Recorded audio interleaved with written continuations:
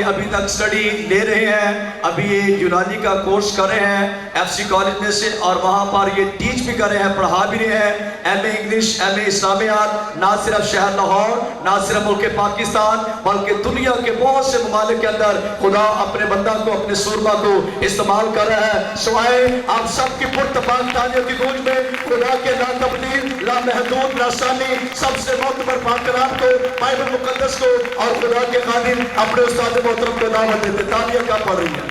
اور زور سے تانیہ خدا کے خادم کے لیے برکت دے اور بہت خوبصورت بڑی بابرکت آپ خدمت کر رہے ہیں، اور خدا کے خادم پاسٹر عمران محبت سے بھرا ہوئے شخص ہے، ایک جو ہے ملاپڑا بندہ ہے، اور ان کی محبت ہے کہ انہوں نے ہمیں اپنے درمیان میں آنے کا شرف بخشا تاکہ کلام کی خدمت کی جا سکے۔ اور میں شخصی طور پر جب پچھلی مرتبہ انہوں نے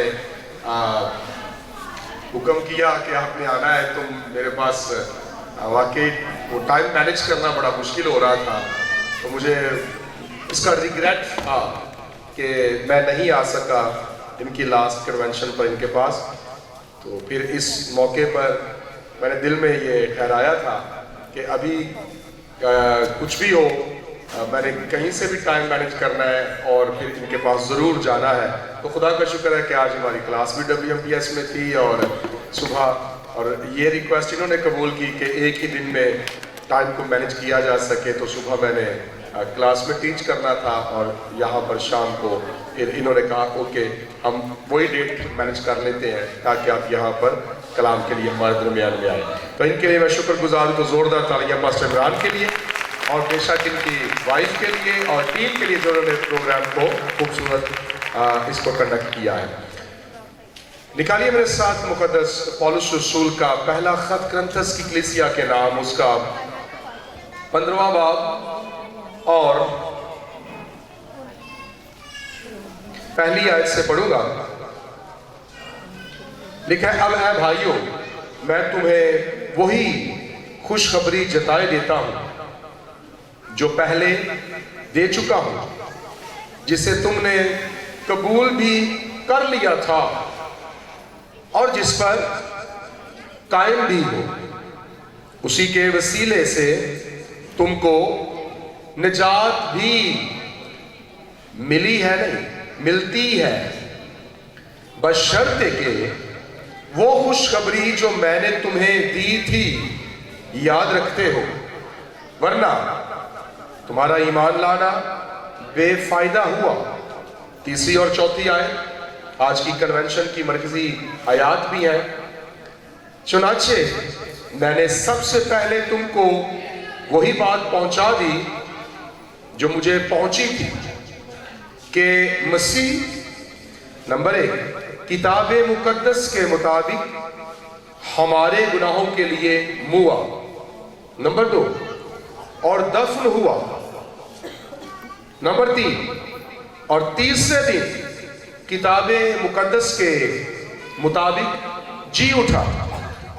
5ویں آیت سے آگے اور کیفا کو یعنی شمعون پطرس کو اور اس کے بعد ان 12 کو دکھائی دیا جن میں سے اکثر اب تک موجود ہیں اور بعض سو گئے، پھر یعقوب کو دکھائی دیا، پھر سب رسولوں کو، اور سب سے پیچھے مجھ کو جو گویا ادھورے دنوں کی پیدائش ہوں دکھائی دیا، کیونکہ میں رسولوں میں سب سے چھوٹا ہوں۔ جسے ہم رسول اعظم کہتے ہیں، وہ اپنے بارے میں کیا کہتا ہے؟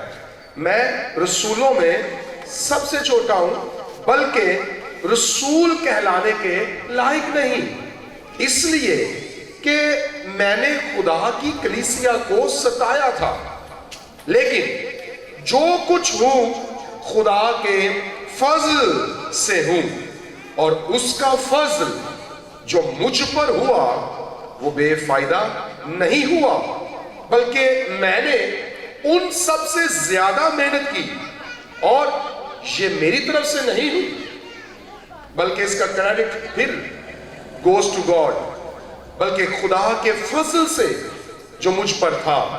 پس خواہ میں ہوں خواہ وہ ہوں، یعنی رسول، ہم یہی منادی کرتے ہیں اور اسی پر تم ایمان بھی لائے. انہیں یاد کر سے خدا سب کو برکت بخشو. اس لیے میں نے پورا پیسج اس کو ریڈ کیا تاکہ جو باتیں آپ کے گوش گزار کرنا چاہوں گا ان میں سے بہت ساری باتوں کا تعلق اسی حوالے کے اندر ہے. میں مسیحیت کے بارے میں اپنی جو ہماری کرسچینٹی ہے، مسیحیت ہے، اس کے بارے میں یہ کہتا ہوں کہ یہ ایک سحور کی کتاب ہے. یعنی Christianity is only the book of 3 pages.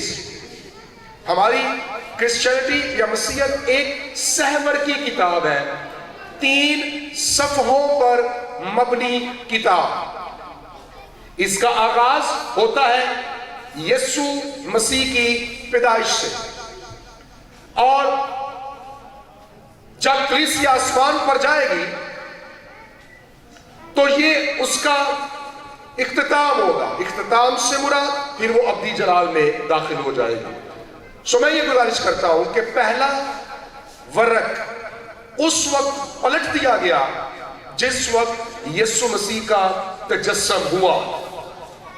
So that was the beginning of the church. Beginning یعنی جب یسوع آیا تو آج بھی ہم یسوع مسیح کے تجسم کو یونیک مانتے ہیں. یہ صفحہ پلٹ دیا گیا. اب دنیا میں کوئی بغیر باپ کے اور کماری سے پیدا نہیں ہوگا. یہ ورق پلٹ دیا گیا اس لیے کہ یسوع مسیح کے کنواری سے پیدا ہونے کا اب دوبارہ واقعہ کبھی نہیں ہوگا اور کسی شخص کے ساتھ نہیں ہوگا. سو یہ تو پیج، یہ تو ورق پلٹا گیا. دوسرا ورق اس وقت پلٹا گیا جس وقت یسوع مسیح تیسرے دن مردوں میں سے زندہ ہوا، اور اس کی قیامت، آج ہمارا مضمون بھی قیامت المسیح ہے، اور اس کی قیامت عدیم المثال،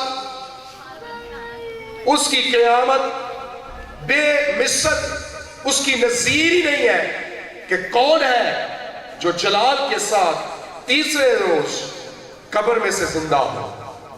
بے شک بائبل مقدس میں ہمیں مردے زندہ ہوتے نظر آتے ہیں. ایلیا کی خدمت کے اندر ہمیں سارپت کی بیوہ کا بیٹا زندہ ہوتا ہوا نظر آتا ہے. الیشا کی خدمت کے اندر شونیمی عورت کا بیٹا زندہ ہوا. پھر ایک مردہ الیشا کی ہڈیوں سے ٹکرایا، وہ بھی زندہ ہو گیا. پھر یسوع مسیح نے نائن شہر کی بیوہ کے بیٹے کو زندہ کیا. پھر یسوع مسیح نے یائر کی بیٹی کو زندہ کیا. پھر یسوع مسیح نے لازر کو زندہ کیا. اولڈ ٹیسٹمنٹ، پھر اناجیل، پھر گوسپل، پترس کے وسیلہ سے طبیطہ زندہ ہوئی. پولس کے وسیلہ سے یوتخس زندہ ہوا. 8 یہ جو مردوں میں سے زندہ ہونے والے معجزے ہیں، یہ ان کا ذکر ہے. اس کے علاوہ بھی مردے زندہ ہوئے. جب چٹانیں تڑکی، یسوع مسیح نے جان دی، قبریں کھل گئی، مردے زندہ ہوئے. لیکن یسوع مسیح کی قیامت، یسوع مسیح کا مردوں میں سے جی اٹھنا سب سے منفرد ہے، کیونکہ وہ فرماتا ہے کہ میں اپنی جان آپ دیتا ہوں، کوئی مجھ سے میری جان لیتا نہیں ہے، مجھے دینے کا بھی اختیار ہے اور لینے کا بھی اختیار ہے. اس لیے یسوع مسیح نے فرمایا کہ موت اور عالم روا کی کنجیاں میرے پاس ہیں. یہ کسی اور نے نہیں کہا.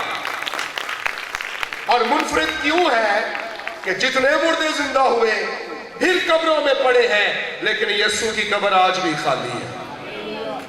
اور وہ فرماتا ہے کہ میں مر گیا تھا، اب زندہ ہوں اور پھر نہیں مروں گا، عبدالعباس زندہ رہوں گا۔ لازر بھی 4 دن کے بعد زندہ ہوا، پھر مر گیا، اور جب یسوع زندہ ہوا تو وہ عبدالعباس زندہ ہے۔ جیسا پادری صاحب بتا رہے تھے، اور میں اکثر یہ کہتا ہوں کہ لوگوں کی قیامت تو قبروں میں پڑی ہے اور ہماری قیامت ہمارے درمیان کھڑی ہے۔ یسوع مسیح نے کہا جہاں 2 یا 3 میرے نام سے جمع ہوں گے میں ان کے درمیان میں موجود ہوں گا۔ تو یہ دوسرا ورق اس وقت پلٹ دیا گیا جس وقت یسوع مسیح مردوں میں سے زندہ ہوا۔ آخری صفحہ ہے، یہ ورق کب پلٹا جائے گا؟ جب یسوع مسیح بادلوں پر آئے گا اور دلہن کو اپنے ساتھ لے کر جائے گا، تو یہ تیسرا پیج بھی پلٹ دیا جائے گا، تو جو کرسچینٹی کی کتاب ہے یہ بند ہو جائے گا، پھر کوئی مسیح کی دلہن نہیں بن سکتا۔ لہذا دلہے کی پیدائش سے، تجسم المسیح سے آمد المسیح تک کرسچینٹی ہے۔ So we are the Christians of the last page. We are the Christians of the last. ہم آخری صفحے کے مسیحی ہیں۔ لہذا اس بات کے لیے ہمیں تیار رہنا ہے کہ ہم نے ابدی جلال میں داخل ہونا ہے۔ آیت کی طرف پولس رسول نے تیسری آیت میں کہا یہ بات مجھے پہنچی، جو پہنچی وہ میں نے تمہیں بھی پہنچا دی۔ اس بات کے بارے میں کہ یسوع مسیح ہوا، دفن ہوا، جی اٹھا، اس نے کہا کہ یہ بات مجھے آدمیوں سے نہیں پہنچی۔ غلطیوں پہلا باب نکالیے، پہلے باب کی 11ویں آیت کے اندر اس نے اس کے بارے میں بتایا ہے۔ اے بھائیو، میں تمہیں جتائے دیتا ہوں کہ جو خوشخبری میں نے سنائی وہ انسان کی سی نہیں۔ کیوں انسان کی سی نہیں؟ کیونکہ وہ مجھے انسان کی طرف سے نہیں پہنچی۔ یسوع مسیح کی قیامت کا مکاشفہ کہتا ہے کہ مجھے انسان نے یہ بات نہیں سکھائی، بلکہ یسوع مسیح کی طرف سے مجھے اس کا مکاشفہ ہوا۔ تو مسیح کا جی اٹھنا پولس پر دمشق کی راہ پر ریویل ہوا۔ یہ ٹیچ نہیں ہوا، یہ پولس کو ٹیچ نہیں کیا گیا، یہ اس پر ریویل کیا گیا، یہ اس پر مکاشفہ آشکارا کیا گیا، یہ بھید اس پر آشکارا کیا گیا، یہ مکاشفہ اس کو دیا گیا کہ یسوع مسیح زندہ ہے۔ اور کب؟ جب دمشق کی راہ پر جا رہا ہے اور براہ راست یسوع مسیح اس فرشتہ اس نمودار ہوتا ہے، تو وہ کہتی ہے کہ بھئی اگر تو نے لاش کو اٹھایا ہے تو مجھے بتا دے تو نے کہاں رکھا ہے۔ گھبرا کر شاگردوں کے پاس جاتی ہے اور وہ کہتی ہے کہ وہ اٹھا کر لے گئے اور نہ جانے کہاں رکھا ہے۔ اور جن کے اوپر الزام لگایا جا رہا ہے وہ خود کہتے ہیں کہ سگو سانو بھی دسو کتھے چکیا کتھے رکھے ہے۔ اور پھر یسوع خود مریم سے مخاطب ہوتے ہیں اور کہتے ہیں مریم، اور وہ دم پہچانتی ہے، ربونی آواز پہچانتی ہے، یہ تو یسوع ہے، اور دوڑ کر اس کی قدم بوسی کرنا چاہتی ہے، اور یسوع کہتا ہے سٹاپ، ابھی میں باپ کے پاس اوپر نہیں گیا۔ تو یسوع چوری نہیں ہو سکتا، اس لیے کہ جو گھبرا کر بند کمرے میں تھے، یسوع مسیح ظاہر ہو کر کہتا ہے تمہاری سلامتی ہو، مخاطب ہوتا ہے اور اس کو معلوم ہوتا ہے۔